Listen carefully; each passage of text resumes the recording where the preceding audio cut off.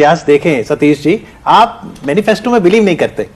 देखिए, Bahujan Samaj party manifesto दे करके और आम जनता को, इस देश की जनता को खाली ये वादे दिखा करके, लुभावने वादे दिखा करके चुनाव के पहले उनको धोखे में नहीं रखती है।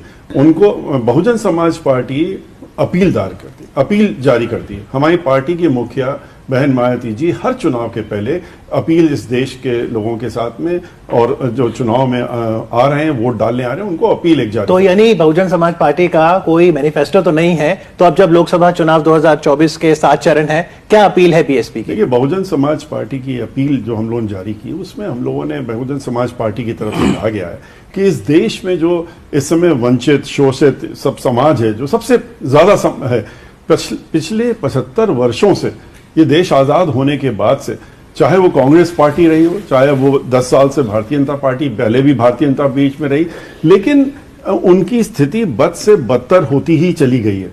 आज और भी खराब हो गई है।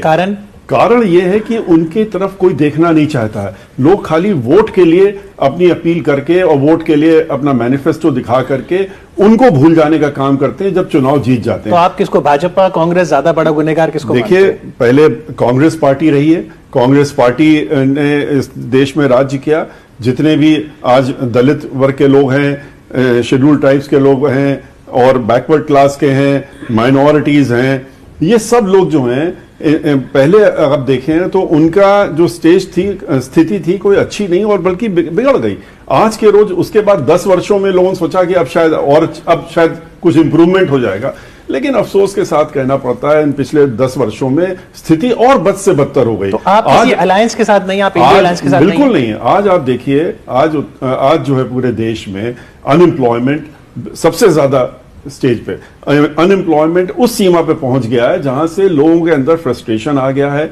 जो इस देश का यूथ है, जो कि पढ़ा लिखा है, अनएम्प्लॉयड घूम रहा है। एक अगर चपरासी की एक नियुक्ति घोषित होती है तो उसमें पीएचडी के स्टूडेंट्स जो हैं वो अप्लाई करते हैं, और एक दो नहीं, हजारों की संख्या में। बसपा का रोड मैप क्या है? बेरोजगारी को कैसे दूर करेंगे? देखिए, बसपा का ये है कि आप बेरोजगारी तब दूर होगी जब एम्प्लॉयमेंट का एवेन्यू दिया जाएगा।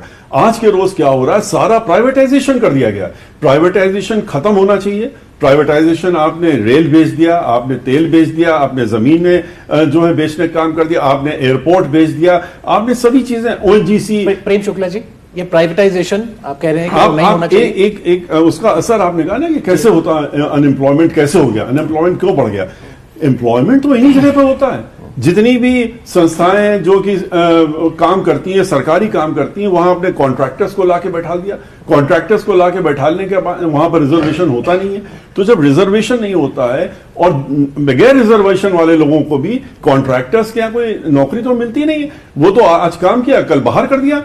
तो जो एक रेगुलर एम्प्लॉयमेंट था, जिसकी बेसिस में लोगों का परिवार चलता था, जिसकी बेसिस में लोग कहते थे कि आज हम आगे बढ़ जाएंगे, हम अपने परिवार को चला सकेंगे, आज वो खत्म हो गया। सिर्फ महिलाओं के साथ में भी यही हो रहा है। पर बदलते दौर के साथ अब सिर्फ सरकारी नौकरी ही नहीं, एंटरप्रेन्योरशिप को बल दिया गया है, और इकोनॉमी में तो नया वर्ड हम सुन रहे हैं, गिग इकोनॉमी। प्रेम जी।